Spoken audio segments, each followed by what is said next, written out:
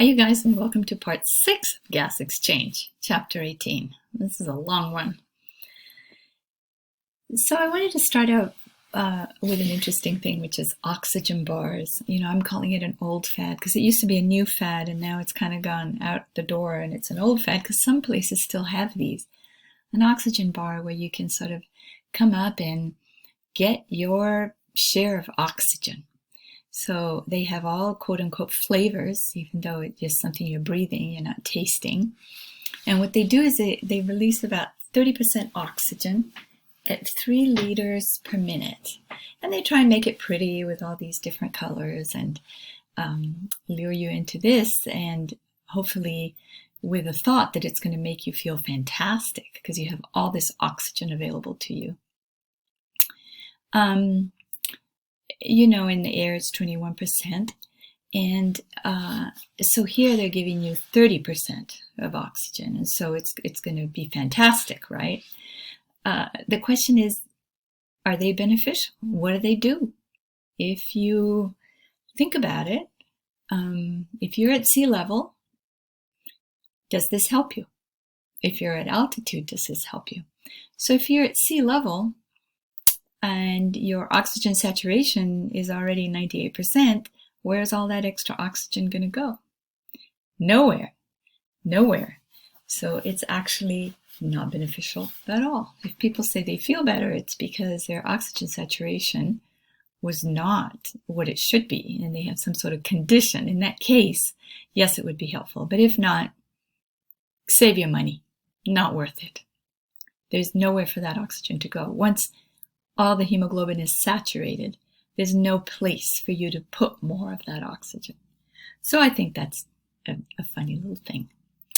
It got me thinking about other places that have oxygen, like an airline mask, and how they explain to you, please take care of yourself before your child.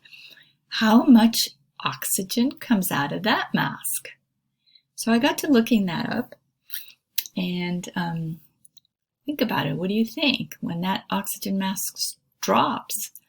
Well, it turns out it's only used if the cabin loses pressurization. So this is an emergency situation. Those will only drop in a real desperate emergency. And so the amount of oxygen that they want to put in there is actually 100%, hoping that if you are in the middle of an emergency and it's taken a while for you to get that on, just get it on and try and fill that hemoglobin, and that's what it's meant to do. So kind of alarming that it's so high, but that's what's done. Another interesting thing is the pressurized cabin. So what it does is it's programmed to rise gradually from takeoff to around 8,000 feet. So you're going to be flying at 30,000 feet, but what they do is go increasing that pressure, or they mimic that altitude of around 8,000 feet. So there's less of that oxygen, but of course more than being at 30,000. And then when you're going to land, what they do is they bring it down. They give you more of that oxygen in the cabin and bring it to approximately what the partial pressure is of your destination. So if you're landing in Mexico City, it's going to be very different from landing in San Jose in California. And so that's done so that when you step off the plane, you are already at that similar ambient air pressure. Super interesting. So let's talk a little bit about high altitude. So when you're at high altitude, there's a lower atmospheric pressure. You're up high, that pressure is lower. Just imagine yourself higher up in the sky. And if you were low, there's more of that pressure of that air down on you. And so there's less oxygen too in that atmosphere. There's a lower pressure of oxygen in the lungs also. And that's why it's so difficult to ascend like Everest without oxygen tanks, because there's so little of that partial pressure of oxygen in the air. If you take this is a nice picture, I think, because it gives you an idea if you get confused at high pressure or low pressure. Think of it like this. Here's a little person sitting at the bottom of a mountain, and there's a lot of pressure coming from this atmosphere. Whereas if you were way up at the top, coming over here, there's less of that pressure pressing down on the guy on top of the mountain. Okay, so think of it that way. Draw yourself a little person, and you can see how this air here is going to be higher in that pressure. Okay, and here with some values, if you are at sea level, you have about 100% of the oxygen level that you need. You go up to 5, it drops down to about 84. Go up to 10, it's down to 70. And so on and so forth as you go all the way up to something like 30,000 or 29 Everest. So this gets dangerous. That's why they call Everest the death zone, because it's not a place that you can survive by staying a long period of time. You can only go up there, do the best you can, and maybe use oxygen tanks and then come back down again. But it's not something, it's not conducive to living in that kind of altitude. So let's think, if the atmospheric pressure were lower, we're 633 millimeters of mercury, and that's because you're at 5,000 feet. Okay, we take you up into, I don't know, just Tahoe's higher than that. So you go up in the hills, but not quite up as high as Tahoe. And then you know that the partial pressure of oxygen is 21%, so you're going to multiply 0.21 times this atmospheric pressure, 633, and you're going to get a value of what the pressure of oxygen is at that high altitude, at 133 instead of 160. Okay? And then remember that 160 coming into the lung drops to about 100 by the time it gets to the alveoli. So this is dropping well below that 100. Okay? Let's keep going. So let's say you are at Kirkwood. That's 8,000 feet. This is skiers. Up in Kirkwood, you're multiplying 21 again, 0.21 to get a percentage of 564 this time, because now we are at 8,000 feet here. And now it's 118 millimeters of mercury, which is the pressure of oxygen, right? We're trying to calculate always what oxygen is, because that's what matters to us. So it's 118 compared to the 160. 160 dropped to 100 in the alveolus. This 118 is going to drop to below 90, more like in the 80s. So this is getting harder and harder to be above the pressure of what the tissues is. The tissue is 40, so you're still above that. So you can still transport some of that oxygen. Everest, and this is a frightening picture of Everest. Look, these are people, lines of people here that are trying to get to the top and waiting their turn, which is just terrifying. So at 30,000 feet, you're multiplying 21%, 0.21 times 226 millimeters of mercury. Then the partial pressure of oxygen drops to 47. And the alveolar pressure is 45. That is barely above the 40 of a tissue in need of oxygen. So there's very little oxygen that through partial pressure will be able to cross into those cells before the pressures are equal and there's no more movement of oxygen. Think of how scary that is. So what are some of the physiological changes that can happen at HA, which is high altitude? Well, you begin to hyperventilate. So you're trying to breathe faster and deeper. So deeper breathing, faster breathing, so that you try and bring in more of that oxygen, given that the pressure is so low. Then you have increased cardiac output. So you're trying to pump harder, because not only are you trying to bring in more, but you are then forcing your heart to push harder so that cardiac output is increased so that you can circulate more of that blood that has that low oxygen, but at least it has that oxygen in it.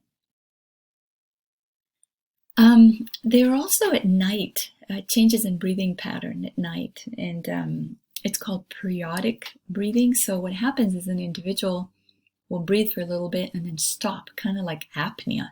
So they'll have this high altitude apnea where they stop breathing and then they wake themselves up because they haven't been breathing. So it's frequent awakenings. So many of these climbers that are trying to summit are exhausted. They don't have enough oxygen. They're slightly dehydrated. They haven't slept well, and they're still trying to sometimes climb in very technical areas, crossing some ladders that are technically difficult to cross. And this is when some of these accidents happen. There's also changes in fluid balance. So there's a shift in fluids from the plasma to the interstitial fluids. Why? Because sometimes in the increased pressure, increased cardiac output, some of these capillaries become leaky. And if they become leakier, then you're going to have fluid. You're going to have fluid in those interstitial fluids, and it could be in the lung, or it could be in other parts of the body.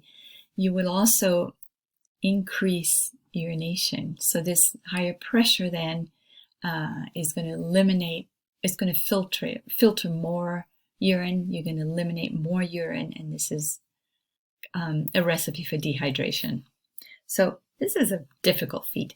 On the films that I've had you look at, if you have time to look at Everest, the Death Zone, it's a fabulous movie where physiologists look at what's happening to these climbers, and you get a really good idea of pulmonary edema, what this terrible headaches that these climbers are feeling as they try and climb. Very, very interesting film. So I definitely recommend it.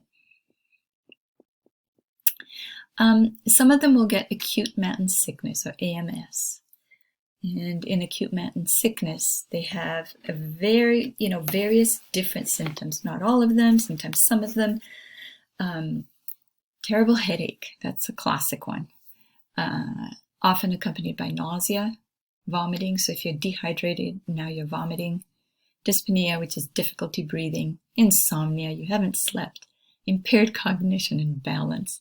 And all I can think of again is those ladders with those crevasses and down below you, where, I mean, you are chained in, you are roped in, but still problems with impaired cognition and balance on those ladders is not the best thing. This onset can come within hours to up to 3 days. So if you're climbing to altitude, you may be very fit and you may still end up with acute mountain sickness. It's a hard thing to predict. You never know for the person going up the first time whether they're going to succumb to AMS or not. That's a hard thing to learn in advance. So some of these symptoms are most likely caused by mild swelling of the brain, hence the terrible, terrible headaches.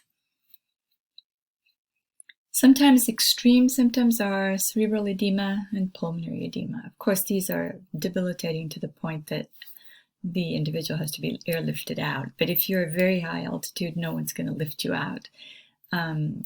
Base camp is the place where they can take these climbers away. But higher than that, not even a helicopter can land. So, yeah, there's many fatalities among these climbers. Pulmonary edema usually occurs above 9,000 feet. It's often well above 9,000 feet. Individual has shortness of breath, has a cough, and at first it can be a very dry cough, and then depending on how much edema there is and how much those capillaries are leaky, that becomes foamy. And they have a foamy cough that can sometimes be pinkish because of red blood cells actually exiting those capillaries too. So that's very scary. It can progress quickly. This individual needs to be on oxygen if this would happen. And it's considered an obstructive and a restrictive disorder. The definition of those I'm going to leave for a little bit later. Okay? Usually we think of an obstructive disorder as the inability to get oxygen to the lung. And a restrictive disorder is when the lung itself is unable to inflate for some other reason. It's not able to inflate and use that oxygen. So one is the oxygen arriving, and one is the actual lung not having the elasticity or just not being able to expand. I'll get back to that because that's very important. Cerebral edema. So if the edema is in the brain, this can happen anywhere from a day to 96 hours after arrival. And then those capillaries from the brain are the ones that are leaking, and that fluid is accumulating within the brain. Here, there's difficulty in walking, there's clumsiness, the person's tripping up over their feet. The headache is unbelievable, and they have impaired judgment and perception. So this is not a good sign. Can progress quickly once the symptoms begin. And so these are all very scary. This is a time where this climber needs to descend down into lower altitudes. High altitude adaptations. What do you think? How is your body adapting to this? Well, it's going to increase its numbers of red blood cells. So if you increase the hemoglobin and increase the carrying capacity for oxygen, you're going to do better. So there's erythropoietin release, and that hormone is going to increase the manufacturing of red blood cells. That takes about 3 days. There's also going to be an increase in the contractility of the heart. So if you want a greater cardiac output, you're going to have to contract more forcefully. So this happens. Increase in contractility and increase in tidal volumes. Remember, tidal volume is your normal breath in and out, usually about 500 liters, or that's going to increase and almost double sometimes. We're going to stop it here and then continue on next time. And thanks for listening. Bye.